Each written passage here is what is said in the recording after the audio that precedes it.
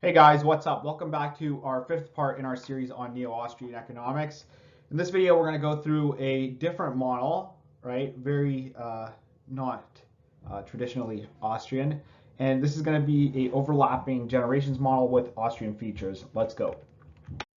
So what is a overlapping generations model? In short, a overlapping generations model is an economic model which considers the different roles a person has throughout their lives. Practically speaking, we divide the life of a person into two parts. An individual is born at the start of a period and starts the young part of his life and chooses how to work, consume, and invest. The next period, our individual becomes old and can only consume what they saved. They die at the end of this period. We can go and think of this as individuals having different opportunities in different parts of their lives. Uh, we make some simplifying assumptions in this model to make our things a lot less complex. And if you want to see a mainstream take on the overlapping generations model, you can see our series on the diamond OLG model, which is more comprehensive than what you would see in a standard case.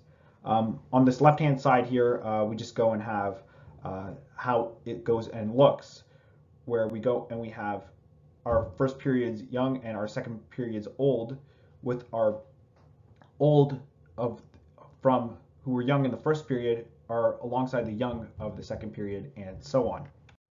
So this model is from the fourth section of Jose Aguiar's and Laurent Aguiar's paper, Production Period and Cycles, Several Interpretations in Neo-Austrian Perspective. The model consists of consumers and producers. Our consumer problem is defined as following, and yes, that is a utility function, not very Austrian in the traditional sense, but it was published in an Austrian journal, so go figure. I guess it was different back in the day. Where ST is our consumer saving. In this case, our agent only consumes in the second period, meaning he only works in the first period and consumes in the second one. The agent judges between the utility of consuming and the decrease in utility associated with labor. We will consider the basic case where UCT plus 1 is just equal to CT, so it's just a direct utility, and VLT, right, this term is just going to be LT squared. Production in this economy is going to be Leontief, right? So it's going to be governed by this process here. This is actually pretty interesting. I'll talk about it a little bit later about what's so important about this production point. So taking our first order conditions, we go and we see some obvious results. We see that labor at time t is increasing in wage and the return on the market. But this isn't really the main result that we go and we have here. Equilibrium in our economy is defined where capital LT, which is going to be our supply of labor, is equal to, or really our demand for labor is equal to our supply. And capital is simply the saved income from the previous period, where ST is equal to KT plus 1. The dynamics of this system are defined as follows, where A is equal to 1 over A1, which is the coefficient on our capital there. Steady state dynamics, really, which means when nothing is changing, is governed as follows.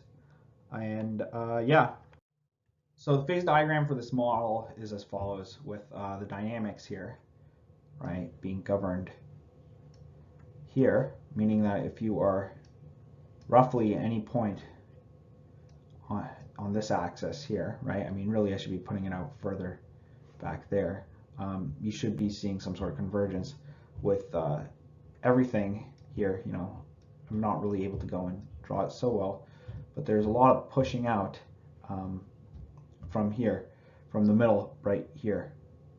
So, whoops, didn't go and add that one there. So this is kind of the eye of the storm over here, and let's just go talk about what this all really means. We note that there's a steady state over here, but we see that there's some regular cyclicality over here outside of the steady state as well. So what exactly could we derive from this model? The main statement of this model is that oftentimes cyclical behavior is present with some regularity, and that steady state and interim balanced growth is an exception rather than the rule. In an environment where interest rates are tampered with this, it's even harder to go and reach that result. It should be noted that we don't discuss the possibility of dynamic inefficiency due to the nature of our production, which prevents overinvestment in capital, which would drop our rate of return on the market, which is a usual feature of these models.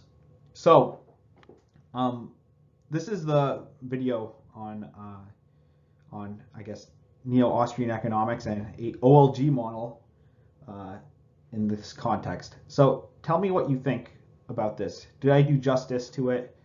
Let me know in the comments below. Take care.